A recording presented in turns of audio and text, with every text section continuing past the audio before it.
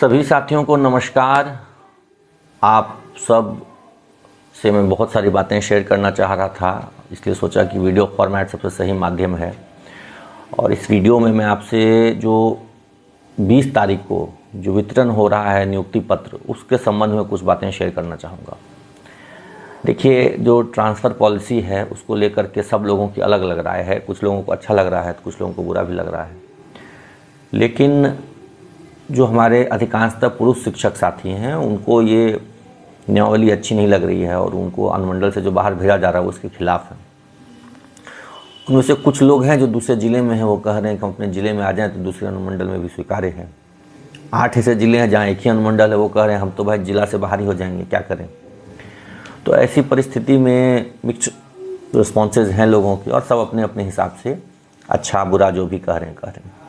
लेकिन कुछ तकनीकी पहलुओं को समझना जरूरी है और सबसे ज़रूरी जो तकनीकी पहलू है वहाँ पे है ये कि नियुक्ति पत्र वितरण ये अचानक क्यों हो रहा है, इसके पीछे क्या मंशा है, क्या उद्देश्य है सरकार का कि ये अचानक से नियुक्ति पत्र वितरण कर रही है।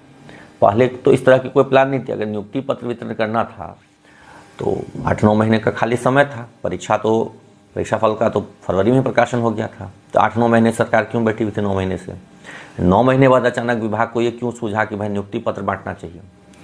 तो देखिए साथियों, ऐसा है कि जो अभी स्थिति है उस स्थिति में आधे दर्जन से अधिक याचिकाएं हो चुकी हैं और कुल मिला के मुझे लगता है 1 दर्जन केस हो जाएंगे फाइल। तो ये जो 1 दर्जन केस फाइल होंगे तो उसका सरकार कुछ उपाय सोचेगी कि आखिर इन केस को कैसे हराना है, शिक्षकों को कोर्ट में कैसे हराना है।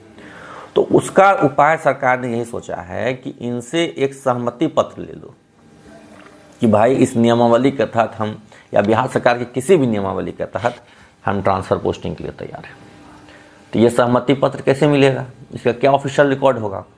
तो इसके लिए विभाग ने दिमाग लगाया कि एक नियुक्ति पत्र बांटो कि जो लिया यानी कि वो सहमत है इस ट्रांसफ़र पॉलिसी से।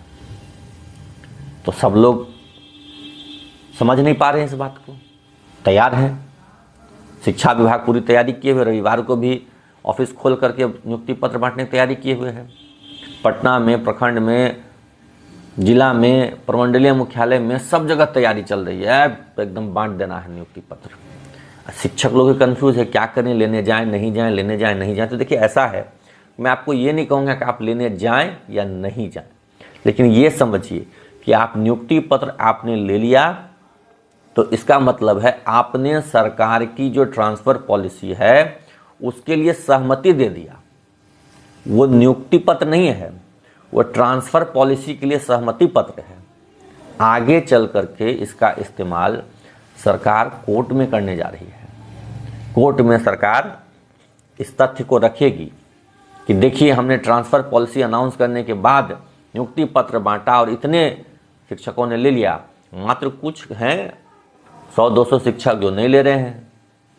तो इन 100-200 के लिए हम क्यों 1,80,000-81,000 का ट्रांसफ़र पॉलिसी रोक दें? हम जिनको नहीं जाना है नहीं जाए, ज़्यादा से ज़्यादा यही होगा। जैसा क्षमता परीक्षा वाले केस में हुआ था, क्या फैसला आया था कि जिसको नहीं बनना है, राज्यकर्मी नहीं बने, परीक्षा नहीं दे। तो वैसे ही आपके लिए नियम ला देगी कि भाई जिसको नहीं जाना है वो नहीं जाए, लेकिन राज्यकर्मी बनना है तो जाना पड़ेगा। तो ये एक साजिश है और इस साजिश में आप लोग फंस रहे हैं। जो भी नियुक्ति पत्र ले रहे हैं इस बात को ध्यान रखिए कि आप नियुक्ति पत्र नहीं ले रहे हैं, आप सहमति दे रहे हैं, इस बात की सहमति कि आपका ट्रांसफ़र बिहार के कहीं भी किसी भी कोने में किया जा सकता है और वर्तमान ट्रांसफ़र पॉलिसी के तहत आप जो पोस्टिंग मिलेगी उसके लिए आप तैयार हैं। और ये आप सहमति एक बार आप दे दिया आपने, फिर आपके पास कोई उपाय नहीं है। आप फिर क्लेम नहीं कर सकते हैं कोर्ट में या कहीं पे भी कि भाई हम तो नहीं जाएंगे। आपने सहमति दे दी, आप राज्यकर्मी बनने के लिए सारी शर्तों को मानने के तैयार हो गए। जो नई ट्रांसफ़र पॉलिसी आई उसके बाद आपने ज्वाइनिंग लेटर ले लिया। तो आपने ज्वाइनिंग लेटर ले लिया तो इसका मतलब है आप पॉलिसी से सहमत हो गए। तो फिर तो आप कोर्ट में, सरकार के पास कहीं भी आप क्लेम नहीं कर सकते। और इस तथ्य को सरकार बखूबी कोर्ट में इस्तेमाल करने जा रही है। और मैं अपनी बात नहीं कर रहा हूँ, मेरे मनगढ़ंत बात नहीं है। ये स्वयं शिक्षा विभाग के कई वरिष्ठ पदाधिकारी, खास करके जो लीगल सेल देखते हैं, जो कानूनी मसलों को देखते हैं, वहाँ के कर्मियों, पदाधिकारियों का कहना है कि नियुक्ति पत्र वितरण हो ही इसीलिए रहा है कि पता चल सके कि कितने लोग इस पॉलिसी के तहत ट्रांसफ़र या पदस्थापन के लिए तैयार हैं और कितने लोग ऐसे हैं जो नहीं तैयार हैं। तो सब लोग इस बात को समझिए। बाकी आपका अपना विवेक, आप तैयार हैं इस चीज़ के लिए तो आप अप्लाई कीजिए।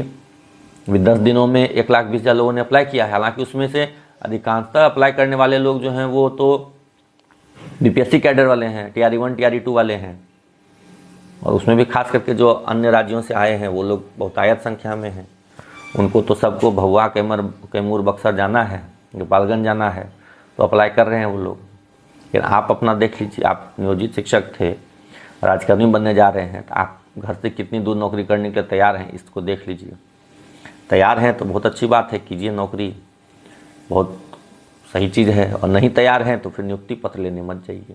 नियुक्ति पत्र आप लेने गए तो आप फंस गए, कोर्ट में वो डेटा जाएगा। जितने लोग नियुक्ति पत्र लेंगे ना, कोर्ट में वो डेटा जाएगा, उस डेटा के आधार पे फिर आगे चीज़ें होंगी कोर्ट में। तो सरकार ने ये चाल चली है, मैंने आपको बता भी दिया, तो आप पर निर्भर है आप जाते हैं कि नहीं जाते हैं। हाँ, और कुछ लोग तो केस भी कर दिए हैं, याचिकाकर्ता भी बन गए हैं, नियुक्ति पत्र लेने का विरोध भी कर रहे हैं। ऐसा नहीं चलेगा। आप अगर किसी केस में याचिकाकर्ता हैं तो फिर आप मत जाइए नियुक्ति पत्र लेने, क्योंकि आप नियुक्ति पत्र लेने गए तो वही आपके खिलाफ यूज हो जाएगा। कोर्ट में दे देगी सरकार हलफनामा में कि देखिए केस भी कर दिया, नियुक्ति पत्र भी ले लिया। ये गलती नहीं कीजिएगा। इसलिए सोच समझ के साथियों, बंधुओं, अब आपकी जो मर्जी आप कीजिए। जो फैक्ट्स है मैंने आपके समक्ष रख दिया, जो लॉजिक है उसके पीछे वो भी बता दिया आपको, और आगे भविष्य में सरकार की क्या मंशा है ये भी बता दिया आपको। अब आपकी मर्जी, आप सब कुछ जानबूझ के, समझबूझ के इसमें कूदना चाहते हैं तो कूदिए, कोई दिक्कत नहीं है। आपका मतलब स्वागत है, अभिनंदन है। बचना चाहते हैं तो बचिए, क्योंकि शिकारी आएगा, जाल बिछाएगा, जाल में फंसना नहीं है। तो बता तो दिया कि फंसना नहीं है। अब आपकी मर्जी, फंसना है तो फंसिए। बाकी धन्यवाद।